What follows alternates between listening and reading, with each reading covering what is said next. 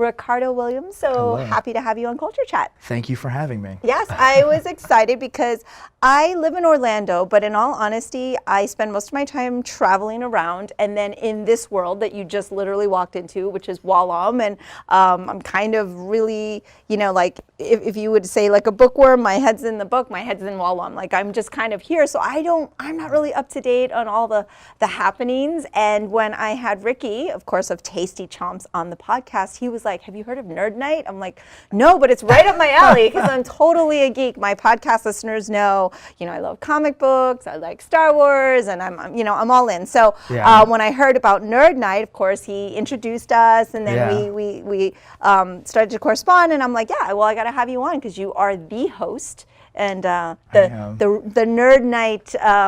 You know what's funny is that I get such a nice cosign from Ricky. What a great guy he is.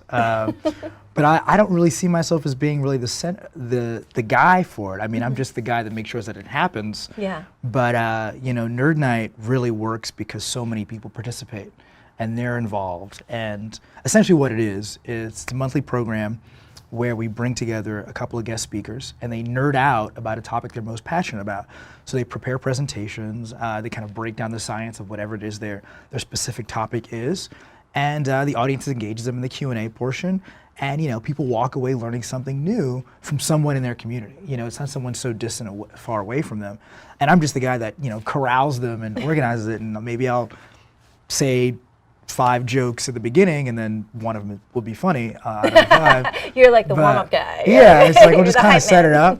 And you know, I spent a lot of time on Nerd Nite being silly and making fun of myself, just to kind of create the right tone. Like, look, it's okay. You know, you can be a part of this. You know, one of my friends, who I will not name, but he said to me once, "Hey, I saw a photograph of you in high school, and you were playing sports." And I was like, "Yeah, I play sports." And he's like, "But how are you a nerd if you played sports?" And I'm like, first of all, you can be a nerd about anything.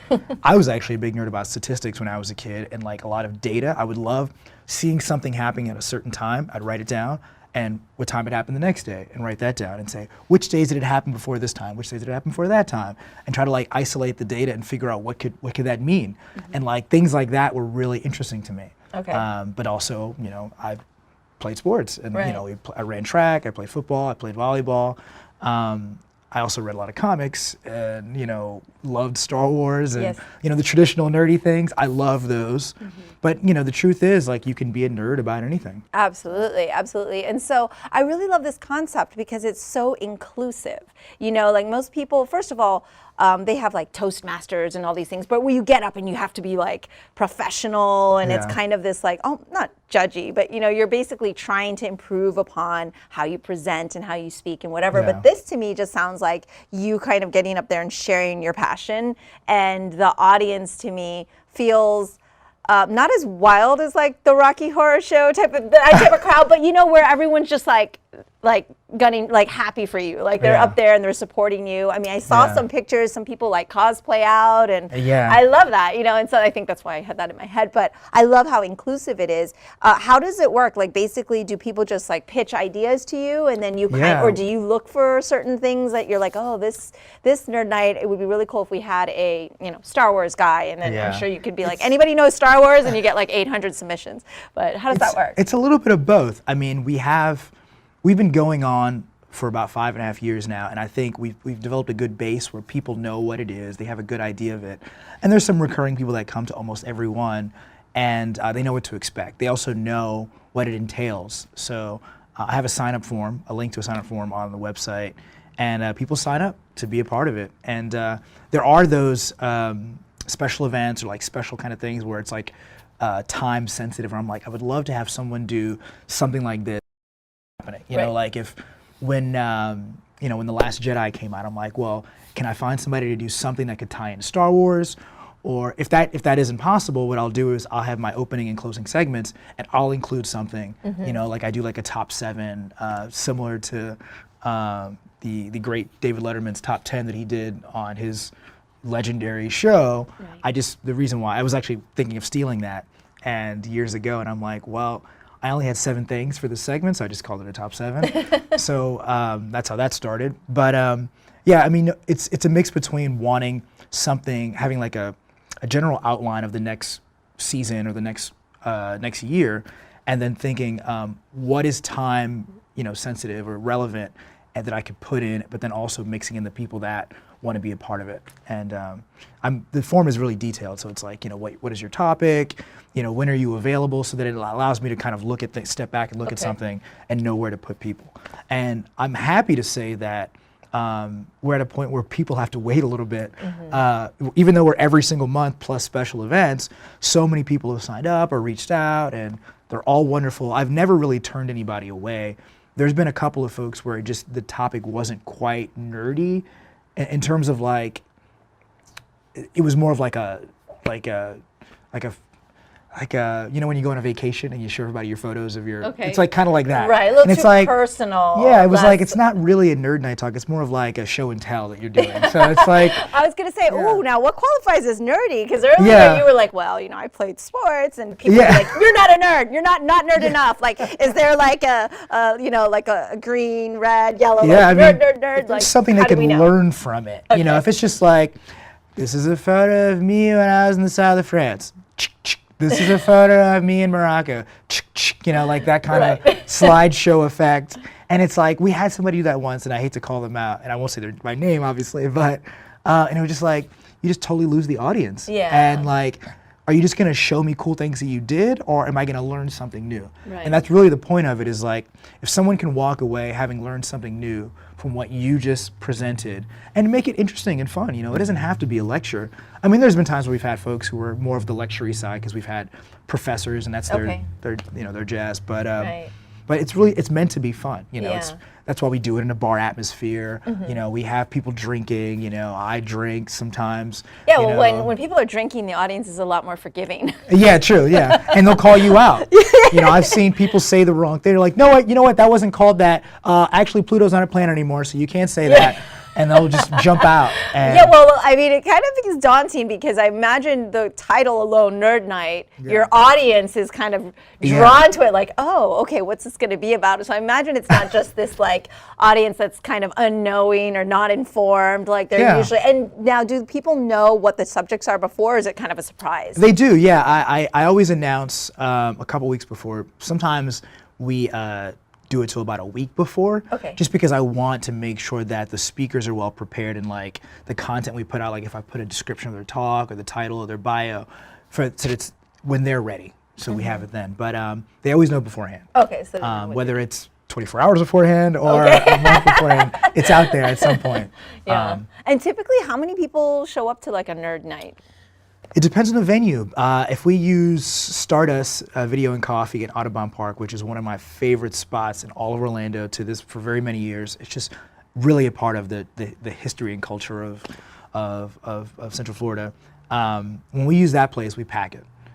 There's like maybe 60, 70 people in the room, and it's sometimes uncomfortable to sit and stand, in the back or whatever, and then you get the overflow. But if we use the Abbey, which can fit 220 people, we pack that as well.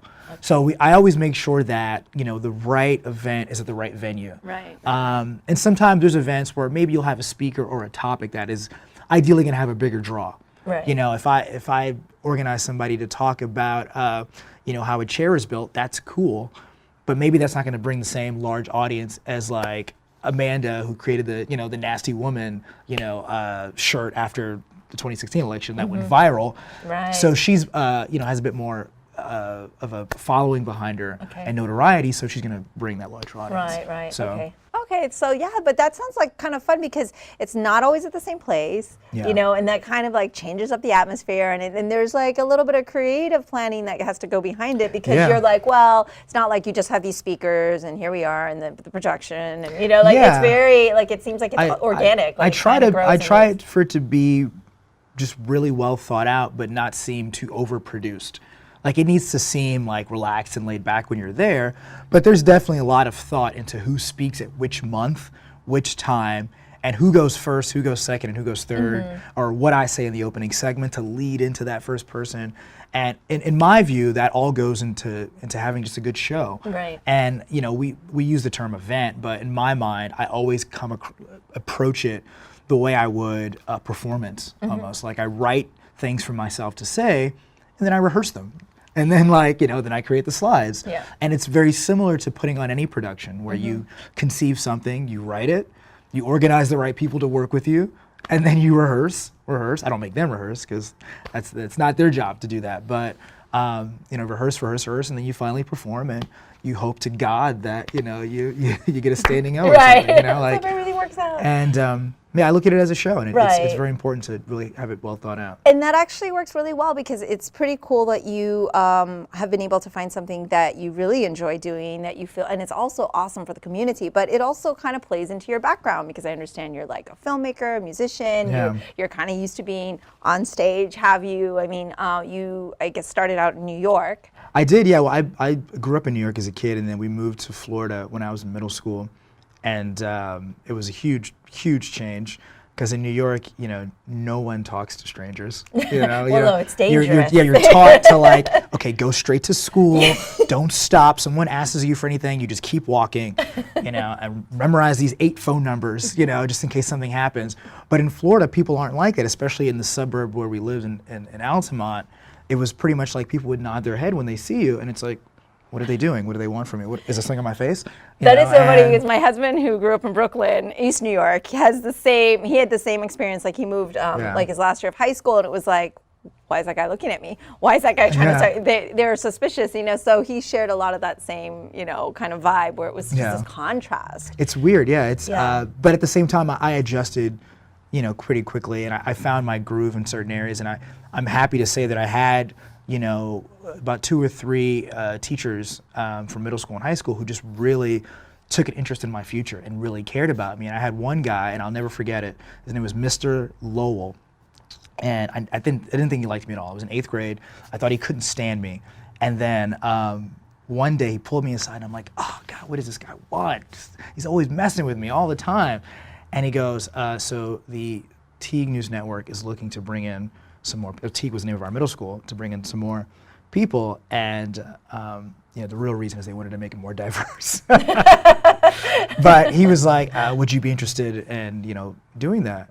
And I was like, in my head I'm like, yeah, but why is he asking me? This is so weird. So he did that, and I went in, and within weeks I'm like telling people what to do. I just took over because I found what I was good at, and I learned a lot of new stuff. I learned a lot of camera work. I learned editing, and I did all that in 8th grade. Stage managing and being an anchor and all that stuff, and just really the ins and outs of television production, which would help you in production in general. And then once I got to high school, I was the same way, and I found an instructor there. Her name was Miss Stempler, and she had some experience in the business in terms of as an actress, but she also worked at at Channel 9 behind the scenes.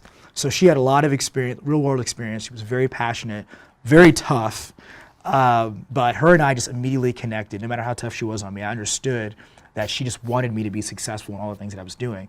And I was the kind of kid where I wanted to learn everything. I was like, well, how does this work? How does that work? How does that work? Do you need me to stay after? I'll help you. I'll stay. I'll do whatever it takes to be really good at this. And that's just how we were raised in our family, is you really need to excel. And this kind of maybe ties into the culture of our chat is I've learned as I've gotten older that specifically blacks and maybe all people of color, that black parents look at their children as the prize. We're so traditionally disenfranchised. So when you have a child, it's like, well, you're my opportunity to break past. My mom used to literally say to me, if I go this far in life, you need to go that far. If I get this amount of education and learn this or succeed in this area, you have to go farther than that. So my intention was to fulfill that dream. But I was very, very, very lucky to have people like Ms. Stempler, Lowell, Kresge in middle school, who just were like, okay, we want you to succeed, and we will help you get the tools. There was no handouts, there was no free rides, but it was like, I will help you learn this. And you have to work your butt off to be successful. And so I learned everything I could about video production. So when I got to college and I changed my mind on what I wanted to do, and all the craziness of college happened, as you can imagine, I had those tools in my tool belt that I could just utilize in other areas. So fast forward to doing television commercials and organizing events and that kind of stuff. I knew exactly what I needed to do, but I could also see it from an objective point of view.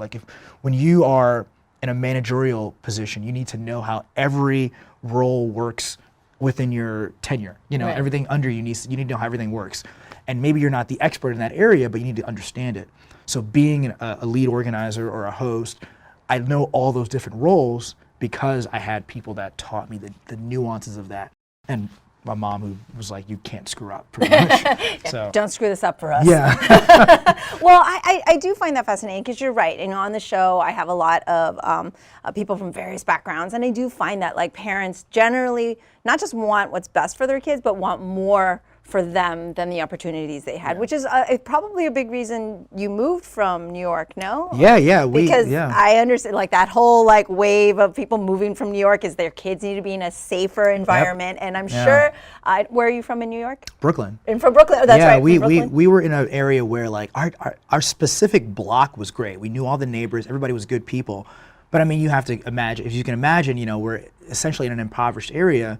And you know, there's crime, there's drugs, and you know, parents don't want their kids to be growing up in that atmosphere.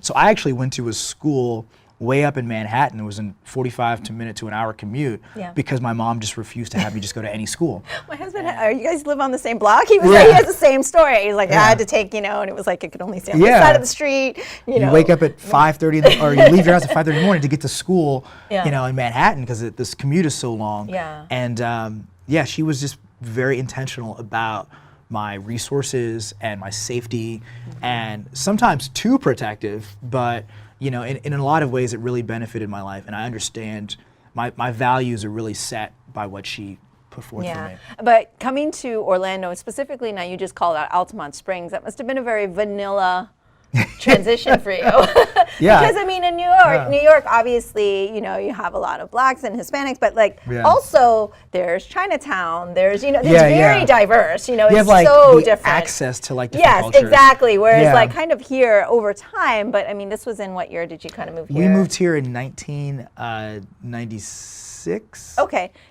so it would probably still pretty vanilla. Yeah, and it's weird because I mean, nowadays, you know, there's such a diverse group of people in a lot of different regions, but because of public transportation, you know, it's difficult to get there. Like you know, the time that it would take me to get from my house to Chinatown when I was a kid would have been 35 minutes.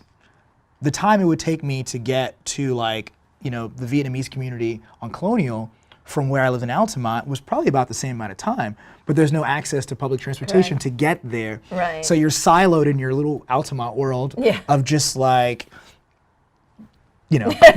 Not so ethnically diverse. Exactly. So, how was that transition for you? Because I know that, you know, through my husband's experience and stuff, it was like he's, you know, his background is Dominican, and they immediately put him in an ESOL class, and he speaks perfect English, you know, and it was really funny because he came into class and he was like, you know, poor, you know, kids along him were like, you know, barely being able to read or spell or anything, and they ejected them in like a day. But there's a lot of assumption of, you know, people of color when they get to a new school, and like you said, they were kind of filling the diversity gap or whatever. Did you ever feel any dissonance, or did you? I did. It was weird because I noticed it, but it didn't really bother me. Like the transition was rough just because the things that I was used to weren't there anymore. Like I couldn't just go to the corner store or like, you know, me and my dad couldn't just like hop on the train and go to a dollar movie in Midtown, you know. Like we just couldn't do those things anymore. But I did like being here. It just was just so different. And that transition, that change was weird. And once I found my groove in certain areas, I just zeroed in on those things. You know, I had a camera on my shoulder all the time. I would like get in so much trouble because I was just always doing that. I was like, well, those are the things I'm good at, and those are the things that I like doing, and I want to learn this. But for me, the biggest change was, I remember the first day of school in the 6th grade, and after I moved here, and I came home, and my mom says, how many black kids are in your advanced math class? And I said, there's none besides me. And she's like, well, you're gonna have to get used to that. But you also need to be at the head of that class. And it goes back into that, like, we have to work harder kind of thing. And I remember thinking, did she mean literally at the front because I was sitting in the middle of the room? And I was like, well, how do I get my seat changed? You know, like I didn't. But as I got older, I realized that she means that you need to stand out in a positive way and set this kind of example. And it's a lot of pressure, you know, on black kids being the first. You know, like if you're the first black person to do this, it's like, well, you don't want to screw it up because the person going behind you is going to have to live with that stigma that's created. So whenever somebody talks about, you know, Obama didn't do this enough or that enough, and it's like, you don't know what it's like to be the first black person to do anything. Right. And, you know, like you don't want to, you're very concerned about the people coming after you.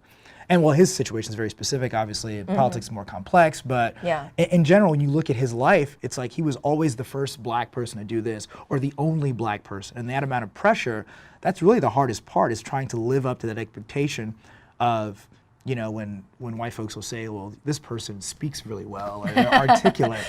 Yeah, and it's like a code word for saying, like, they're so used to us not being that way because there's so many resources that are taken from us, and well, you know, also the stereotype too. Yeah, and they've created the conditions to which we have to live. Well, they also have a lot of black friends. Exactly. And they're like, well, hey, I have a lot of black friends. You know, I'm definitely not. I'm not racist. Yeah. But that's really the hardest part, is being that first. And that pressure and expectation to be really great or be the best at something. And that bled into everything else that I did, you know, not just the advanced math class, which I was the only one there till 8th grade, and was also in track. And in track, there were other black kids in track and I was field. going to say, wait, now sports. That's, in sports, it was like, we had more people of color like, there. Hey, I didn't know you were in the same school till gym class. Exactly, yeah, you don't see anybody else until those moments. But it was like, even then, it was like, it's ingrained in your mind, and you have to be the best. You have to be the leader, you have to be the captain, you have to be all these things. And that's really the hardest thing that comes with being a person of color. Yeah, it's... From our families, yeah. Of There's course. other things that are hard, There's a lot, Well, you know, you kind of touched on something a little bit, which is, of course, the politics, which I think is just a little timely, and because I do tend to talk about that a lot on this show. I mean, we're now, you know, trying to get the first black governor, you know, voted in Florida, and it's just this huge, I mean, and this is Florida, so it is the battleground state. I mean, it is like crazy to me, though, that we're in 2018, and it's like, oh, this would be the first. You know? And he's like so incredibly exceptional, just like Obama was leading into his election. Like, someone could disagree on what their policy decisions are, but no one can deny their character or their achievements. And it's like, we have to be that great just to be the first. Exactly. You know, you have to be flawless. Exactly. And when black folks see that in someone like him, it's like, oh, we know what your parents were telling you. And their stories are well documented, but like, I know what my parents were saying to me. I know specifically what my mother's exact words were, and it was like, you have to be that great just to get your foot in the door. And the room for error is zero. Yeah, it's you know, like you take the Obamas. We've been talking about them a lot lately, and you look at their beautiful, amazing family and the girls. And you think about past presidents, you think about past, you know, anybody in politics or whatever, and what their kids get into, you know, like teen pregnancy or what, like, if one of those girls, like, even was found, like, in a bar or something, not even drinking or whatever, but in the wrong place for, like, half a second, the leniency that they would have, like, gotten would be zero. One of their daughters was at, like, Coachella or something, dancing, and there was a video of her, and everyone was like, wow, she's doing this, she's doing that, like, you know, so what? You know, like, there's no crimes committed. You know? But you know what I mean? It's like, and that goes to your point of, like, your mom instilling that in you from the get-go, which is so important. And I think, like you said, you were very fortunate. You had such guidance and mentorship in your schooling. And I still screwed up. I screwed up a lot. I mean, I was able to do good work, and I treated people with respect, you know, but I failed this because I missed a whole class or something, or, you know, I broke this thing, or one time I brought home tapes because I was worried that they were going to erase all the work that I did, so I brought them home. You're not supposed to do that. You know, like, I was like, well, I'll protect them. I was like 13 years old, so no one can erase my tapes, because back then we had VHS tapes, and you only had a certain amount, and if you didn't copy your work, it got erased. So long story short, you know, I wasn't perfect in any of those ways, and I was still able to succeed in a lot of different areas. And it's just, it's really tough. And I don't think it necessarily is the right thing. It's the right way to teach someone moving forward, like, hopefully when you get past the first, people can just be themselves. Right. And like, it's okay to make a mistake. Like, it's not the end of the world. It's just the first person is always the hardest. You know, it's like it's tough. Like, because we see that we put all of our hopes and dreams in that first person. And like, once again, that prize, the way our parents look at us, you know, like, you're the prize, like, you're gonna be the first, you have to do this. And if you, one little slither of error, and it's like, that's it, you know? Yeah. So hopefully after the first, we can, you know, maybe we could get like, you know, the next black president will use some type of slang or something, or, you know, someone will be okay with it. Like, so what, as long as he did the work that he did and the policies are great, like, you know, maybe a black president wears a pair of jeans or something, or a tan suit where nobody gets mad about, you know, like, that'd be nice. But well, I don't know. I think it's kind of interesting what certain presidents are allowed to get away with. yeah. Anyways, Yeah. I digress. Yeah, that's That could be an whole nother conversation. But what was interesting, what I was kind of getting at earlier was like, it was wonderful for you because you had supportive parents and you had the opportunity to go to school and to be in a, you know, audio-visual class and learn all these things. And I know part of what you do is like, you also on your free time go around and you go to underprivileged areas, and like, you just recently did a book drive. I mean, because that's the point that I think a lot of people don't understand is for a lot of Black Americans, a lot of people of color, a lot of people in poor, impoverished area, not just, you know, by their background, but people in poverty don't have those opportunities. Yeah. And I think the problem is people don't understand that's what it is. They just think, oh, well, these people, quote unquote, are making those choices for themselves. You know, they don't understand that not everybody, I mean, yes, everyone can go to school, but they also don't understand like the teachers and like the money that's funded to those schools and the opportunity, like exposure to the arts, all of that. Like, they really don't understand that there is such an unequal playing field. Yeah, and it's an unequal playing field that's been created for us. Exactly. You know, it's not like we just happen to become into these places. You know, like, marginalized communities were by design. Yeah. You know, how we buy our homes, the fact that we have no wealth, you know, like, all kinds of things have been literally put in place to separate people of color from, you know, the 1% of whites. Yeah. And it's really unfortunate that people have that, like, just don't understand that history. Because, and when you touched on the book drive, like, when I go into a preschool once a week, sometimes more, for the last couple of years now, and I read to the kids. And it's part of a volunteer program that I was doing, but when I stopped doing that program, no one else was there to pick it up. So I just kept doing all these things, and then years kept going. And recently I was in one of the daycare center, and as I was walking out, the woman said, hey, when the next time you come, can you leave some of your books with us? Because I bring my own books. Either I go to the library, I'll buy a couple. And I was like, sure, yeah, whatever you need. I was like, do you guys need more books? She goes, yeah, we need a lot more books. I'm like, well, let's host a fundraiser or something and just get books you can have. Yeah, because you know people are just throwing out their books and donating them to the library. And I put up a GoFundMe. I also put a note in our email list for Nerd Nite about we want to raise books for these kids. And in a day, we raised $470. And just today, actually, I went around picking up all the books. I have about 250 pre-used books. So, I mean, the response has been really incredible of people willing to, you know, give and give and give and support. But it shouldn't have to be that way. You know, like, I shouldn't have to, like, crowd fund and organize the basic needs. Like, you should be able to have a center or a preschool where they have books that the kids can read or that we can read to them, and like, just have those necessary tools. And like I said, I mean, I'm only even able to do anything, the cool things that I do, is because people gave me those tools or supported me or worked for me. My mom worked her tail off, my dad, my teachers, and like, you know, my coach, like, everybody cared. And like, when I think about these kids, like, I'm only in their lives because I care about their futures. I may not see them 20 years from now. I may not see them next year. They'll go on to elementary school and move on. I'll never see them ever again. But I know that their lives will be better because someone cared, you know, gave a crap about their futures. And it starts with them having these needs, these basic needs met in their school. So next week I'm going to be going in and I still have more books to pick up, and I'm going to be buying new books with the money we raise. So we actually might have too many.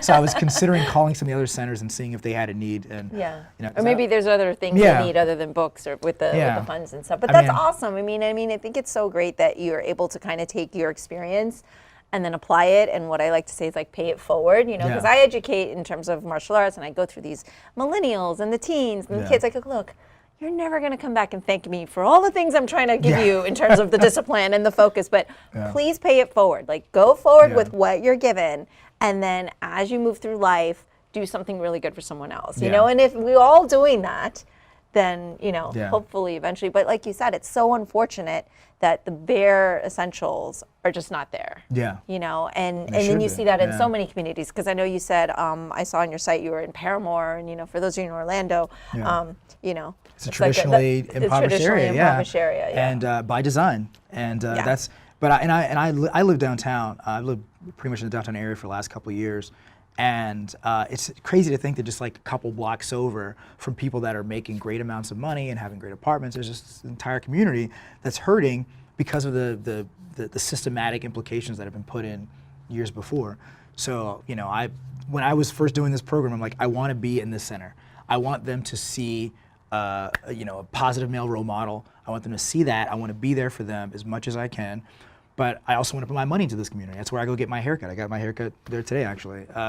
So the money that I spent goes into this area that needs it. Awesome. And you've been in Orlando a long time now, actually. So I'd like to hear kind of your take on how you think it's evolved in terms of diversity, because it has made slow progress. It's not anywhere like New York or San Fran or like these bigger cities, but I feel like even just like recently we have Mayor-elect Sheriff Demings, having a black mayor is a big deal, and just even in our community, the Asian American community, they're finally like things like Lunar New Year are like a given in Orlando. Like, we know that that's going to happen, because actually us here at the Wallum, like, we started that in 1980. With the one Asian place there was, and it's just something that it's been a slow burn, but for us, I've seen different things in terms of diversity, and just constantly always trying to educate and inform, and just like what Nerd Nite does is like educates and informs. But what have you seen in terms of, for your community, how that has kind of evolved, or is it not making enough progress? I think there is a lot of diversity in terms of different cultures and races and ethnic backgrounds existing in Orlando and in the state. But once again, I think I mentioned earlier that I think part of the problem is how siloed a lot of communities are. And not because I'm not saying there needs to be, more white people in Paramore, or like more black folks living in that little Vietnam strip of Colonial, but like having them being able to be connected, and that comes down to transportation. We have a really kind of poor, transportation kind of system in Orlando. We have links? Yes. And I've never been on a link. See, there you go. Except when I had to do like court, I had to be what they call it, the jury duty, and they're like, oh, you take the links from there to there. It was like, but you ask anybody in any major city in America if they've been on the public transportation, they're going to say yes. Even if they don't use it all the time, they're on it. Like, would you rather drive your car up and down Manhattan, or would you rather take the subway? Right. Like, it's more convenient, it's cheaper. Parking is a nightmare in New York.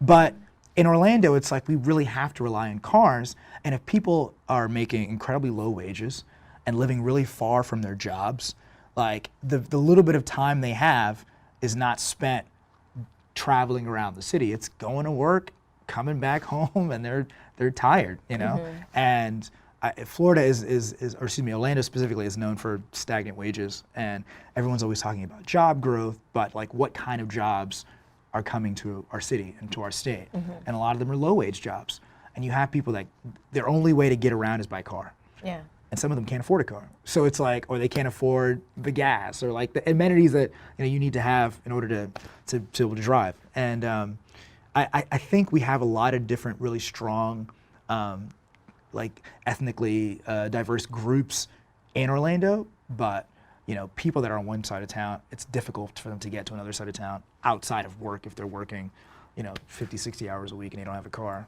And you have links and well, Florida, Florida in general, like if you don't have a car, you know, you pretty much aren't getting anywhere. What links would really benefit from, and I'm pretty sure they're working on this. I don't know personally, but I feel like if they're not, it's crazy. Is real-time tracking, knowing exactly when the bus is coming. You know, even like some of the poorest bus systems in the world have that. Like you have at least a schedule. Right. You know, and if a bus is going to come once an hour, you know, and that one time an hour it comes, it's 20 minutes late, like you need to know if it's going to be late. Yeah, well, people can't have jobs that are relying on public transportation with this type of system, you know. Yeah, so, it's and that just really bad. And then you have Sunrail, which is great, but it doesn't really go anywhere. Let's be honest. I mean, like it goes along I-4. So it's pretty much like the people that were driving along I-4 already, they get to use that. Not the people that wasn't able to drive to begin with anyway. Right. So it's like, this is a great thing, but it really needs to be expanded. There needs to be funds dedicated to it, like, and you know.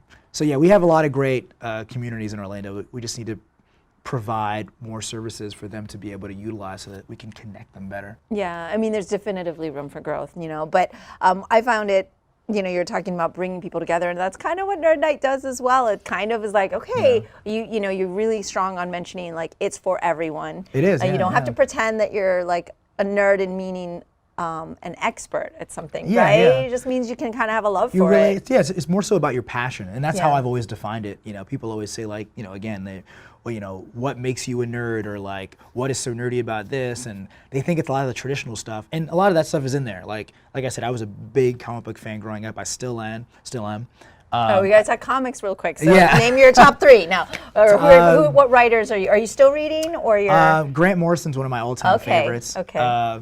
He's just incredible. Yeah, All-Star Superman. All-Star Superman actually is one of my favorite comics. Okay. I have a lot of feelings about that comic, and there's who else do I'm reading right now? What's his name? I like Jim Lee as an artist. He's an incredible artist. I actually follow old school. Yeah, I actually follow him on Instagram. I don't follow a lot of people on Instagram. Okay. Because I don't like to see a lot of people's lame photos. Okay, this is really horrible, but I will tell you, you can now mute them, so you can follow them without having to see the photos. That's why I didn't follow people for a long time, because I'm actually very anti-social media. I'm like the worst podcaster ever. I say this on everything. My gosh. Because I'm more of a people person. I like to like connect, actually communicate. I still actually use that phone for talking to people, not just for apps and stuff, or FaceTime. Like and this is one of the other reasons I started the podcast, because I have so many friends that do amazing things. I'm like, I don't talk to them, but when I had a podcast interview, like we made time for each other, we caught up, and then we had an interview, so it was another reason too. I had no idea you could mute somebody. Yes, and I love my friends, but some of them are like, hey, you don't need to see your dog. I was just their like, dog every 30 seconds. At the gym, oh my God, I had this really great sandwich, and like, that's great, Janie. I don't really care about I'm with you. I'm with you. So yeah, you can mute them now. So normally I only follow really artists and like a couple of my friends, but I follow some comic artists, some fashion designers, some filmmakers, and I like seeing their work throughout the day. Well, because you are into art and you want to be inspired, and So what other comic go-tos are you into right now? Alex Ross, legendary. Alex Ross, yes. Legendary Alex Ross. Kingdom Come. Yep. Yeah. Okay. I love Kingdom Come. He was fresh in my mind right now because I'm on his email list. Okay. And he's one of those guys where like I feel like he's just constantly working, and I love that. Okay. I love that he's just constantly putting out content on his social media, or like doing something kind of special, you know. And there's a guy that does a lot of fan art, and I only follow him on Instagram. I didn't know him before that, and he's just like hugely on social. His name is Boss Logic. Okay.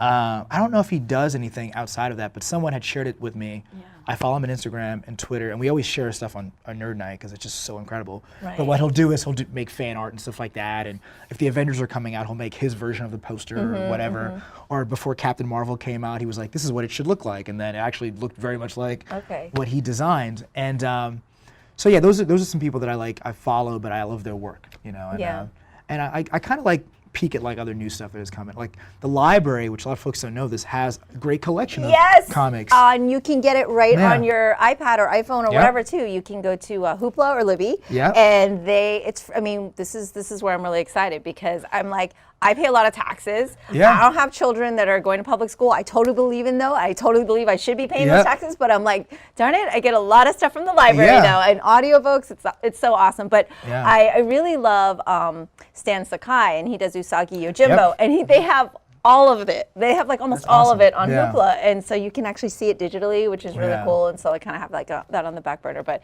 I love comics. I'm in the library all the time. I've had a lot of comic book podcasts. Actually, we have a really close friend of mine. He owns a pop culture store, and he's like the comic book guru. And so sometimes I have him on, and we geek out together. Which store? It's not in Orlando. It's in Boston. It's in Beverly, Boston. And so Paper Asylum, and we do a Skype session and whatever. But yeah, here, and that's the thing. I love comics, but I've never been to a comic book store here in Orlando. This is what I mean. I don't get out very much. But they're all very spread out. Once again, Orlando. You see? Yeah, I don't get out much. You know, and I'm like, but I do. I love it. And like a lot of the new stuff in terms of like Brian K. Vaughan, he does a lot of really amazing stuff, very current. And but yeah, we could go down the comic rabbit hole. But there's a lot of great artists like that, a lot of great writers. Yeah. And I was very excited because recently, like the first female to win the Eisner for comic, Marjorie Liu with Monstrous. Oh, I didn't know that. That was huge. And her artist, I'm failing, and I don't remember her name. I'll link it here though for Monstrous. It's phenomenal. It looks like painted. First female to win the Eisner Award? Well, for the best comic, and so Wow. Once again, the first, like all this time. Yes. Yes, and she's like Asian American, so I'm all about that's it. Awesome. Yeah. So it's really cool. Yeah, we're really, and that's the thing. Yeah, you're going, wow, really? It's 2018, really? There's so many things that's that a pretty I feel prestigious like. award. I mean, Eisner is a legend, obviously. But I think it's just one of those things that we're just constantly hoping to keep moving forward and not just say, oh, this is the first. It's just more like, wow, this is being done. Yeah. And it's being done well, and that we can. We can get past. We can get past it. Then we can have all the regular people be second, third, and fourth. You don't have to be exceptional just to like get a job. You have to be twice as good, which really just means you're half as good. Right. So. Well, I know, and so I don't know exactly, honestly, when this is going to be airing, but I know you have a Nerd Night every month. So, every month, yeah. You have one in October, and you have one in November, and you have one in December, but there are different locations. Thursday. Second Thursday of every month. No matter what, we will always have a Nerd Night on the second Thursday of the month here in Orlando. And if folks are in other cities, we have Nerd Night in over 100 cities around the world. So they can go to nerdnite.com and then look at the drop-down menu. Maybe there's a Nerd Night happening in their city. So do you connect with all those other Nerd Nights as well? Yeah, do you guys have like a... Yeah, we host a retreat every year. And we used to have like global festivals where we have like kind of like a combined Nerd Night where we have speakers from different cities. Right. We didn't do one this year just because we were just so overwhelmed with, everybody's doing a million things and all that stuff. But we'll probably have one of those come back soon. But every year we have a retreat with the bosses, and we get together and just, hang out, share ideas, and hey, what happened with your night? What happened with yours? And share best practices and see what we can do to better grow the movement, and the Nerd Night Global. But every second Thursday of the month here in Orlando, we also do special stuff with Maker Fair, which is an incredible event that happens once a year, where some of the best makers, designers, builders from all over Central Florida come together and they display their work. We'll have a special Nerd Night program there, November 10th. It's going to be so cool. And I'm building an Iron Man suit. It's going to be the coolest thing ever, if we can finish it in time. But no, we're working on that, and it's going to be a lot of fun. And hopefully folks can come see us. Yeah, so if you are in Orlando or even nearby or any of those other cities around the world, I didn't realize it was so worldwide. So that's so cool. How long is Nerd Night? Like when you go to a typical Nerd Night? About an hour and a half to 2 hours if we start on time. It's like it's like the time you'd go see a movie. If I don't screw anything up and there's no technical difficulties or everybody's on time, it should be about an hour and a half to 2 hours. Okay. Well, everyone can just have another round. Yeah. While they wait. That's what alcohol's for. The problem is they get too, whatever, and they're like, I'm trying to go. I'm gonna get out of here. Oh my gosh. So. Well, I'll definitely try to make it out to one of those events. It sounds like the November 10th thing sounds really cool. That's going to be awesome. Definitely Where is come. that located? November 10th, Maker Faire will be at the Central Florida Fairgrounds. Okay, so it's... And it's 2 days. It's November 10th and 11th. Okay. But we will be having our program on the 10th, and I'll just be walking around with the suit on the 11th. Okay. And stuff. But yeah, it'll be really fun. That sounds like a great time. So yeah, if you are in Orlando area, please come out and say hi to Ricardo or pitch him your next cool nerdy idea. Yes. It's been awesome to talk to you. Thank you so much for joining me on Culture Chat. You as well. Thank you. That's all for today's episode. Thanks for listening to Culture Chat and hope you enjoyed the conversation. Please subscribe and rate my podcast. Feel free to leave me suggestions or send an email to mimi@culturechatpodcast.com or follow me on social media at Sifu Mimi Chan on Twitter, Instagram, or Facebook.